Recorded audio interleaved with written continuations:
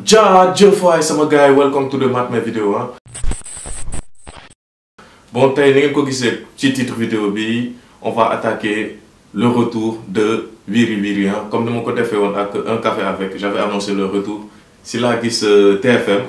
ñu dawal teaser wu Wiri Wiri ah ñu ne à partir du 19 mars la war a daw sur la TFM lundi vendredi 21h comme ni ñu ko naan defee donc Wiri Wiri personnellement xam nga. Balaa may commencer ça c'est juste pour revenir à ma précédente vidéo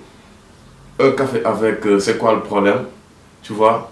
foofu bon comme la ma leen ko waxee woon dama doon laaj gars yi ñu leeral ma affaire yi dans les commentaires parce que j'avais pas bien saisi yenn affaire yi quoi le fait que kii bi dawul TFM mu daw uniquement sur YouTube c'était juste pour échanger ak gars yi et j'ai eu plein de retours ci commentaires yi y a des commentaires yoo xam ne c'est très explicatif très kii quoi instructif j'ai beaucoup appris ci commentaires yi loolu laa ci soxloon te vraiment éclaircir ngeen affaire yu bëri ci commentaires yi comme ni ngeen ko gisee mu ngi daw noonu gars yi retour yooyu laa soxloon te vraiment les choses ont été claires dans ma tête quoi y a des gens qui expliquent du genre que y a un malentendu gars yi ñëw dañ ko diffuser foofu par erreur un truc comme ça ce sont des spéculations des suppositions chacun va de sa pensée mais le problème n'est toujours pas clair dans ma tête et aussi dans la tête des Sénégalais ndax un café avec ça va continuer uniquement sur YouTube wala day daw TFM loolu amuñu ci leeral loo xam ne am nañ ci leeral mooy Wiri Wiri foofu moom lépp leer na parce que publicité bi daw na TFM comme ni ma ko waxee sànq nee nañ ñoom ils font leur retour le 19 mars saison 2 saison 1 bi soo leen di fàttaliku ça fait 150 épisodes loolu dem na sax bu doon feuilleton on peut dire parce que c'était trop long 150 yooyu mënoon nañu ko détailler mu nekk ay saison yu bëri mais une saison ñu def 150 épisodes c'était vraiment du jamais vu ci paysage sénégalais Wiri Wiri il faut signaler que c'est une série composée de la crème en termes d'acteurs Soleil Levant ay ndaanaan na fa nekk ay Saner ay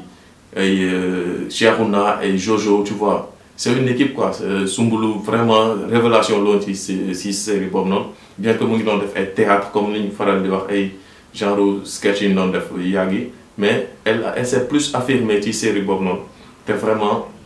c'est à encourager quoi. léegi lu ma jaaxaloon aussi ci Wiri Wiri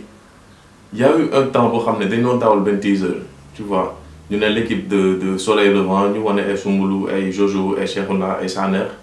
ñu dawal benn genre série bu waroon ñëw xaw ma nu mu demee ba loolu gars yi waxatuñ ci parce que bu leen di wër ci YouTube bi di ngeen gis teaser bu ma leen di wax noonu. ba Soumboulou sort robe avocat bi noonu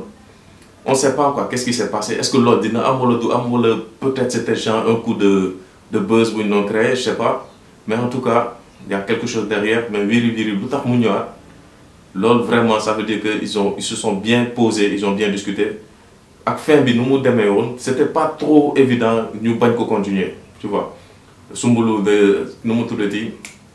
Mbaye da ko annoncé woon nii Jojo c'est son demi-frère xam nga tout du genre booy bi affolé wu daw oto bi mbëkk boo ba Jojo ñëw fekk ko foofu sur place foofu la jeexee woon kon loolu c'était trop évident que mu am suite quoi parce que mënu woon jeexee foofu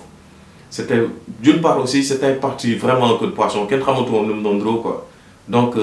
franchement je tiens à féliciter ça c'était un débrief comme ni ma koy defee sur le retour waxoon naa ci retour un café avec donc le retour de Wiri Wiri on attend ça vraiment avec impatience quoi donc maa ngi gis ni les abonnés ñu ngi commencé di yokk machallah franchement maa ngi sant yàlla bu baax xam nga c'était pas évident xam nga bu may commencé le concept Matt My Video j'étais à 350 abonnés tu vois je me suis tourné à fond en moins d'un an tu vois ñu yegg ci 10 000 yi ba machallah affaire ñu ngi yokk maa ngi sant yàlla bu baax xam nga ay ñoom Lex Timide Nadija bëri nañ quoi ñoom ñëpp maa leen di encourager Poupée Chinoise benn youtubeuse la ñu ngi dañuy def benn vidéo vendredi di ngeen gis collaboration man de ma part xam nga lépp lu ma mën a def pour jàppale youtubeurs yi nekk Sénégal mettre leen en avant man dinaa ko def y a aucun problème je suis ouvert à toutes les collaborations affaire bi it's just a game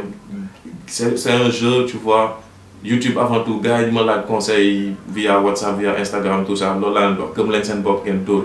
éclatez-vous faites ce que vous sentez na li ngeen di def na leen neex quoi bu leen ci séntu xaalis bu leen ci séntu buzz juste ngeen def ko par plaisir de faire du contenu de monter xam nga récompense bi lan la nga génn ci mbedd bi gars di la féliciter naan ah frère li nga def rafet na trop di la encourager loolu mooy kii bi quoi ñu ne jàng nañ ci li nga def man y a pas mal lu ma gën a réconforté man gagné wu ma dërëm ci YouTube bi on peut dire je gagne pas tu vois c'est juste le plaisir xam nga motivation bi may def c'est le plaisir de le faire depuis fin 2014 laa commencé les tutos de cash ñu ma doon suivre yàgg xam nañu mu demee ba tey ji mat na vidéo donc tu vois y a juste la détermination bëgg li may def xam nga su ma amoon sax 100 abonnés ñoo xam ne ñu ngi may kiffé man ma des ak ñoom quoi c'est juste benn parenthèse kon gars yi faites ce que vous sentez aimez-vous je vous kiffe à la prochaine Gili Gili ciao